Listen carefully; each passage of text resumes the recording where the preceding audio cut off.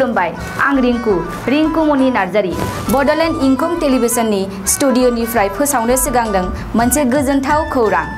बडलेण्ड इंखं टेलिभिजना बानजायनो लादों all India लेभेलनि मोसानाय बादायलायनाय बडलेण्ड डांस मास्टार सीजन 1।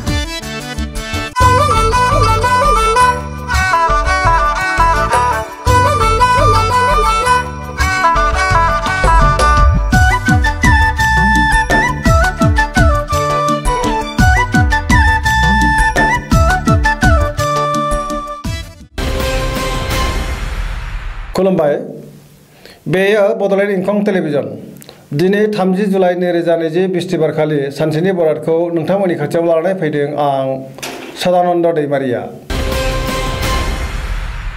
सिगां फरायथिन लादों मेष राशि।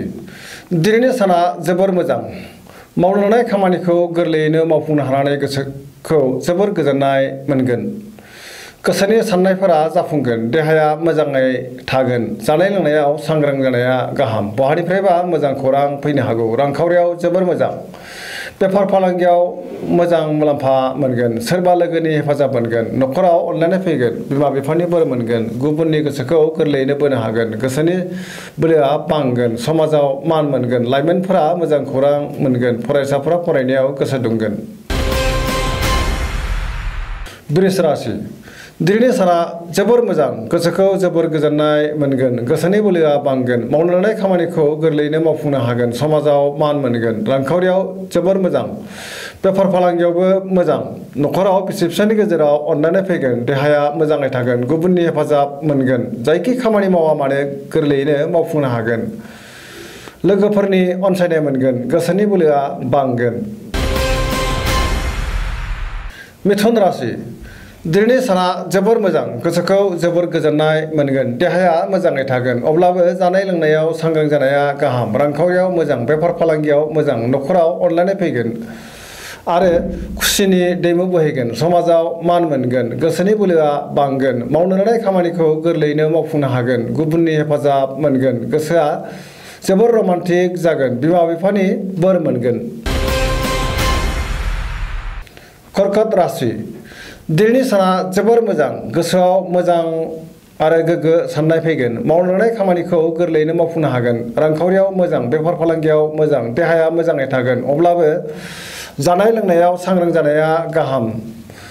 सिगांनि जाथायफोरखौ गोसोखांनानै गोसोखौ जोबोर गोजोननाय मोनगोन। गुबुननि हेफाजाब मोनगोन। न'खराव अनलायनाय फैगोन। समाजाव मान मोनगोन। फरायसाफ्रा मोजां फिथाइ मोनगोन। जायखि खामानि मावाबानो मोजाङैनो जाफुंसारगोन। लाइमोनफोरा जोबोर रमान्टिक जागोन। सिंह राशि। दिनैनि साना जोबोर मोजां। गोसोआव जोबोर गोजोननाय फैगोन। मावनो लानाय खामानिखौ मावफुंनो हागोन। सोरबा लोगोफोरनिफ्राय मोजां खौरां मोननो हागौ। रांखावरियाव मोजां। अब्लाबो खरसाया बांगोन। बेफार फालांगियाव मोजां। गोसोनि साननायखौ गुबुननो फोरमायनो हायोब्ला मोजां। न'खराव अनलायनाय फैगोन। समाजाव गोबां मान मोनगोन। देहाया मोजाङै थागोन। अब्लाबो जानाय लोंनायाव सांग्रां थानाया गाहाम। गुबुननि अनसायनाय मोनगोन। कन्या राशि। दिनैनि साना जोबोर मोजां। गोसोआव मोजां साननाय फैगोन। रांखावरियाव जोबोर मोजां नाथाय खरसाया बांगोन। बेफार फालांगियाव मोजां मुलाम्फा मोनगोन। देहाया मोजाङै थागोन। अब्लाबो जानाय लोंनायाव सांग्रां जानाया गाहाम। हरखाबै सोरबा मुंदांखा सुबुंखौ लोगो मोनगोन। न'खराव अनलायनाय फैगोन। समाजाव मान मोनगोन। मोननो गोनां धोनखौ मोनगोन। गुबुननि गोसोखौ बोनो हागोन। तुला राशि।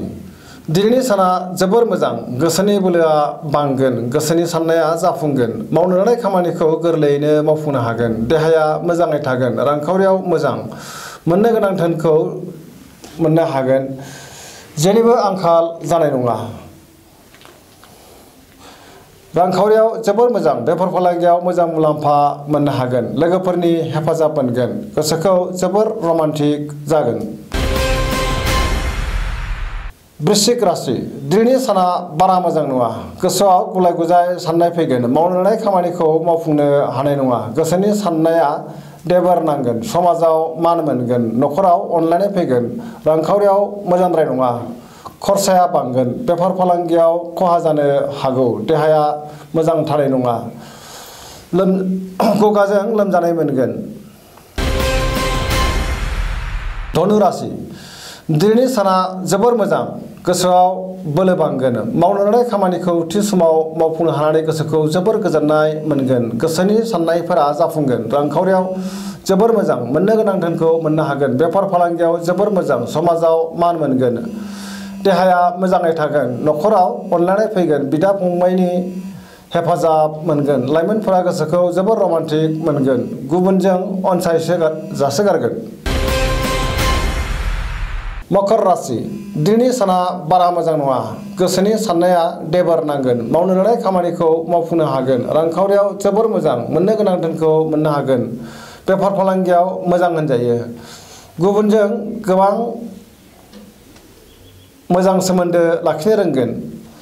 न'खराव अनलायनाय फैगोन। बिदा फंबायनि हेफाजाब मोनगोन। गुबुननि थाखाय नाङा फाङा जेंनायाव गोग्लैनांनो हागौ। कुम्भ राशि दिनैनि साना बारा मोजां नङा। गोसोखौ जोबोर उसुखुथु मोनगोन। मावनो लानाय खामानिखौ मावफुंनो हानाय नङा। बहानिफ्रायबा गाज्रि खौरां फैगोन। रांखावरियाव मोजां नङा। फालांगियाव खहा जानो हागौ। देहाया मोजाङै थागोन, अब्लाबो जानाय लोंनायाव सांग्रां थानाया गाहाम। न'खराव अनलायनाय फैगोन, नाथाय गोसोनि जिंगाया बांगोन। मीन राशि दिनैनि साना जोबोर मोजां। गोसोआव मोजां साननाय फैगोन। गोसोनि बोलोआ बांगोन। देहाया मोजाङै थागोन। रांखावरियाव मोजां। बेफार फालांगियाव मोजां। न'खराव अनलायनाय फैगोन। सेंग्रा सिख्लाफ्रा गोसोनि साननायखौ फोरमायलायनो हागोन। गोसोआ जोबोर रमान्टिक जागोन। गुबुनजों बाख्नाय जागोन। गोसोनि साननायफोरा जाफुंजोबगोन। दिनैनि राशि फरायथिया एसेनोसै। जोबनायाव बेखौनो खावलायो जाहाथे नोंथांमोना सानफ्रामबो जोंनि बे बड'लेण्ड इंखं टेलिभिजनखौ नायबाय थायो आरो साबस्क्राइब खालामो। एसेनोसै, गोजोन्थों।